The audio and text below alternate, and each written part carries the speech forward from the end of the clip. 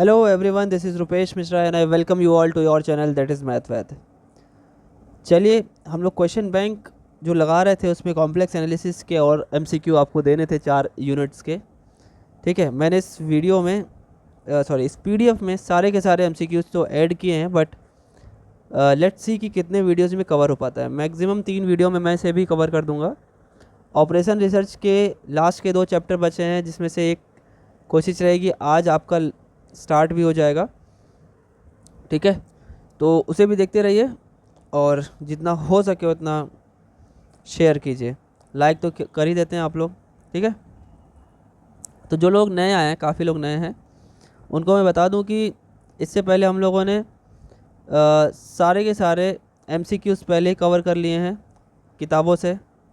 उसके बाद हम और एमसीक्यू के लिए क्वेश्चन बैंक, देखिए मैंने हेडिंग डाली है, क्वेश्चन बैंक से कवर कर रहे हैं, जिसमें हम लोगों ने मीट्रिक स्पेस का क्वेश्चन बैंक कवर कर लिया है।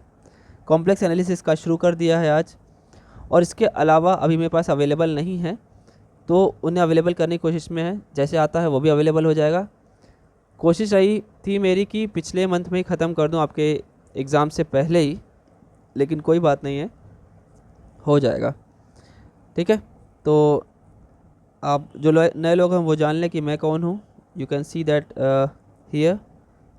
ठीक है, चलिए अब ज़्यादा टाइम नहीं लेते हैं और क्वेश्चन पे चलते हैं। फर्स्ट क्वेश्चन क्या है? The principal argument of the complex number -1 -i। देखिए आर्ग्यूमेंट यानी आर्ग्यूमेंट बोलो चाहे एम्पलीट्यूड बोलो, दोनों एक ही का मतलब है। क्या मतलब है? दोनों का मतलब होता है थीटा। अब इसने लिखा है -1 -i, तो यहाँ से अगर कंपेयर करें तो x की वैल्यू -1 और y की वैल्यू भी -1 हुई। ये कौन सी क्वाड्रेंट में जाएगी? दोनों नेगेटिव। थर्ड में एंगल कैसे निकलता है? फर्स्ट में तो सिंपल थीटा निकलता है सारे साइन हटाने के बाद। सेकंड में पाई माइनस थीटा होता है, वही थीटा जो यहाँ निकाला जाता है। अगर सेकंड में लगे माइनस माइनस हटा के तो अब से पाई माइनस थीटा कर दीजिए। अगर फोर्थ में लगे तो इसी का नेगेटिव लगा दीजिए। अगर थर्ड में लगे तो इसका नेगेटिव लगा दीजिए। इसका नेगेटिव क्या होगा? Theta minus pi. तो पहले हम लोग थीटा निकालते हैं सारे साइन हटाने के बाद। तो x इज इक्वल टू -1 है, y इज इक्वल टू -1, सारे साइन हटा दे रहे हैं हम निकालेंगे tan theta is equal to y upon x. सारे साइन हटा देंगे, मतलब मॉड लगा देंगे, तो 1/1 यानी 1 आ जाएगा। तो टेन थीटा की वैल्यू 1 कब आती है भाई? थीटा इज इक्वल टू 45 पे। लेकिन ये थीटा नहीं है भैया, हम लोग का कहाँ पे आंसर आना चाहिए? थर्ड क्वाड्रेंट में। थर्ड क्वाड्रेंट में कैसे लिखा जाता है? Theta minus pi. तो यानी पाई/4 में से क्या करना पड़ेगा अपने को? पाई माइनस करना पड़ेगा। तो -3 पाई/4। This is our principal argument. आगे देखिए, f z is equal to 1/1 minus z. इसका रियल पार्ट चाहिए, तो कोई बात नहीं है। रियल पार्ट निकालने के लिए पहले तो आप इसको पूरा एक्स वाई में सब कुछ लिख लीजिए, है ना, तभी तो रियल पार्ट और इमेजिनरी पार्ट निकाल पाएंगे। तो देखिए, अगर हम z की वैल्यू रखें तो आपको पता है z क्या होता है? x plus i Y. तो x माइनस आई वाई हो जाएगा ना, क्योंकि माइनस का मल्टीप्लिकेशन है। इतना रियल होगा, ये इमेजिनरी होगा। आपको पता है फिर इसे सॉल्व करने के लिए क्या करना पड़ता है भाई? डिनोमिनेटर में कॉम्प्लेक्स बन रहा है तो इसके कॉम्प्लेक्स कॉन्जुगेट से मल्टीप्लाई डिवाइड कर देते हैं। 1 plus x I plus i Y, 1 minus x plus i Y और 1 माइनस एक्स आई वाई। इनका ऊपर मल्टीप्लाई और नीचे भी मल्टीप्लाई कर देंगे। तो ऊपर 1 माइनस एक्स रियल पार्ट है, आई वाई वाला इमेजनरी पार्ट है, तो उसको लेना नहीं क्योंकि रियल पार्ट चाहिए। डिनोमिनेटर में अगर आप ध्यान देंगे तो a माइनस बी और a प्लस बी का फॉर्मूला बन रहा है, तो क्या बनता है? a² minus b²। और माइनस b² करेंगे तो i² भी आएगा, प्लस कर देगा प्लस y²। तो ये क्या बन गया हमारा? Real part. तो आंसर आप देख पा रहे हैं, यही है। Next, polar form of Cauchy Riemann equation are क्या होता है भाई? देखिए, अगर u और v हमारे पास वो फंक्शंस आपको याद होंगे, तो अगर r और थीटा इस तरीके से चलता है, ठीक, u के सामने r मिलता है, ठीक है ना, और v के सामने थीटा अगर मिलता है तो बहुत ज़्यादा अंतर नहीं, सिर्फ हमको 1/r का मल्टीप्लाई करना होता है।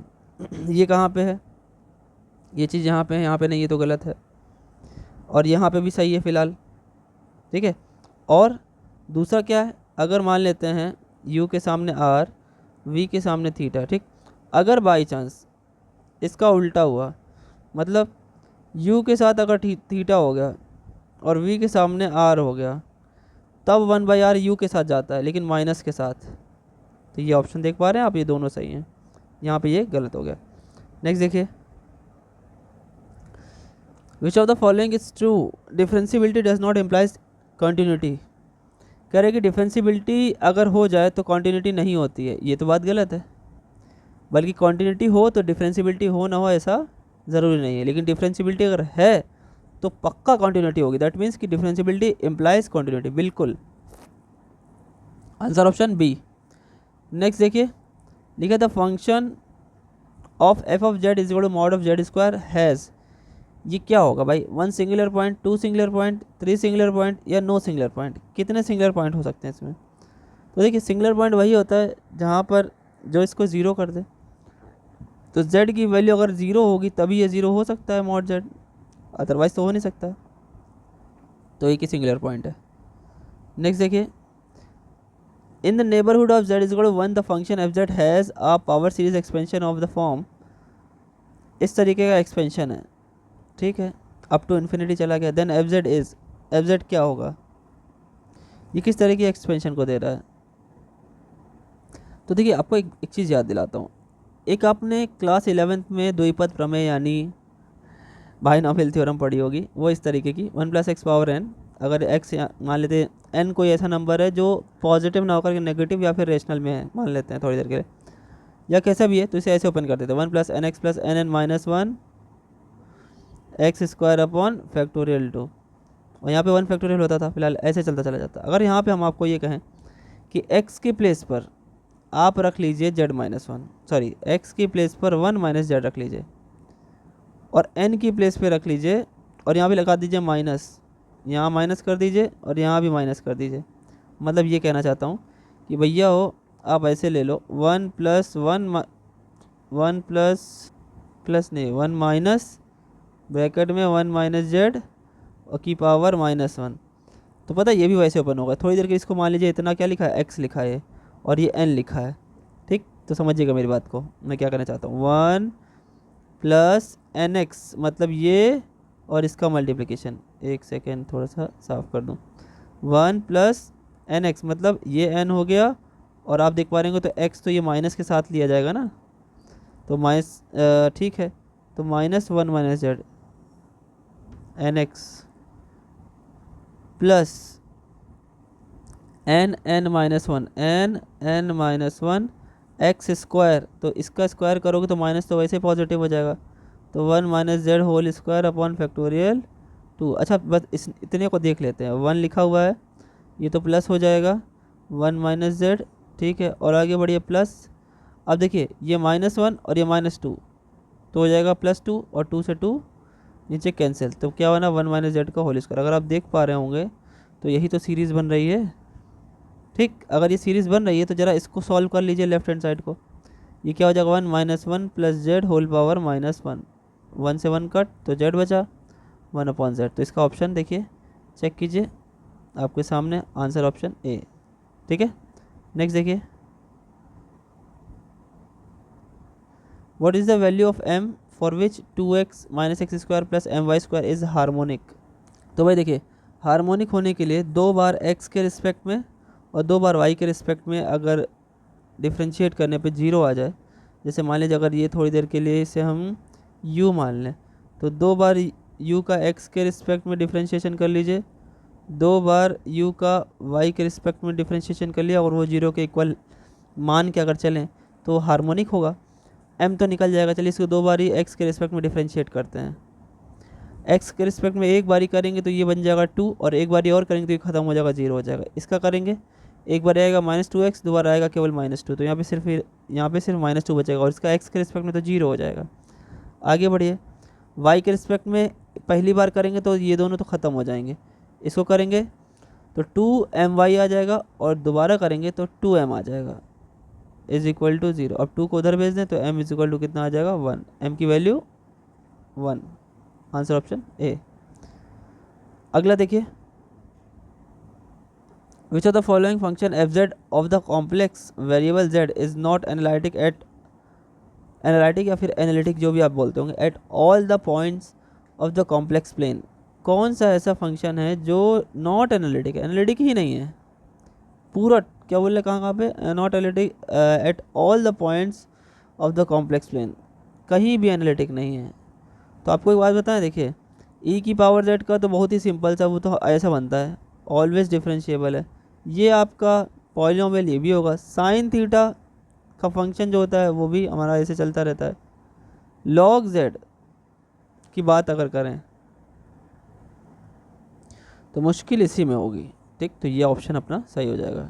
नेक्स्ट देखिए, ये तो बहुत ही सिंपल क्वेश्चन है। 1 + i होल पावर, जब भी इस टाइप के आई में एडजस्ट करना होता है तो हम लोग क्या करते हैं, सबसे पहले उसकी पावर को पे 2 कर देते हैं, बाकी की पावर हटा देते हैं, तो 12 बाहर हो गई।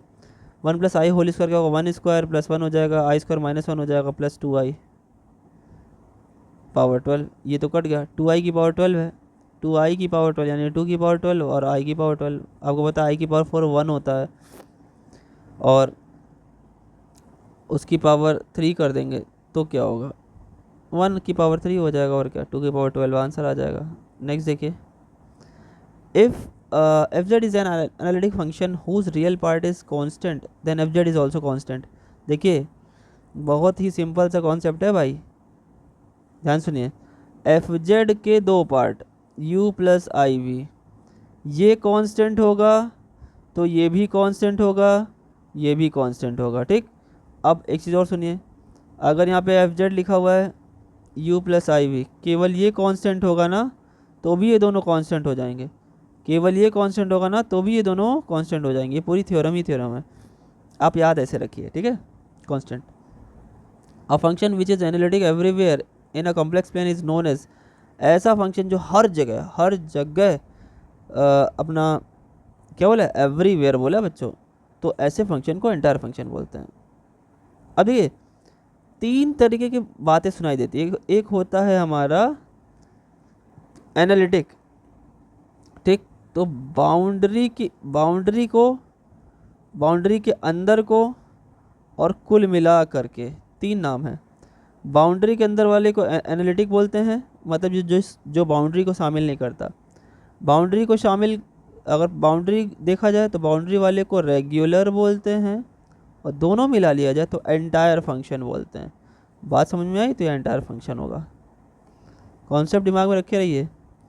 ई पावर आई थीटा का मॉड, अरे भैया ई पावर आई थीटा, वैसे आइलर थ्योरम में कॉस थीटा प्लस आई थीटा को ही, आई साइन थीटा को ही ई पावर आई थीटा लिखते हैं। मॉड लेओगे भैया क्या, अंडर रूट के अंदर real square plus imaginary square, cos square theta plus sine square theta, तो अंदर क्या जाएगा 1, तो कुल मिला क्या 1, आंसर ऑप्शन ए। नेक्स्ट देखिए, the function f z equal to x y plus i y is nowhere analytic, analytic everywhere, analytic only at origin, analytic except at the origin. अब देखिए किस में ये एनालिटिक होगा। एनालिटिक होने के लिए आपकी सी आर इक्वेशन तो पहली बात तो सेटिस्फाई करनी चाहिए, कार्टेशियन वाली। देखिए सी आर इक्वेशन कार्टेशियन वाली क्या होती है, क्या करना होता है, अगर हम इसकी बात करें कार्टेशियन केस में, तो यहाँ पे u is equal to x y है, अगर कंपेयर करें, और v is equal to y है सिर्फ। तो u का x के रिस्पेक्ट में डिफरेंशिएशन, v का y के रिस्पेक्ट में इक्वेशन बराबर होना चाहिए, और u का y के रिस्पेक्ट में, v का x के रिस्पेक्ट में माइनस के बराबर होना चाहिए। अगर ऐसा ये सेटिस्फाई करता है तो ये है, अदरवाइज़ ये नहीं होगा।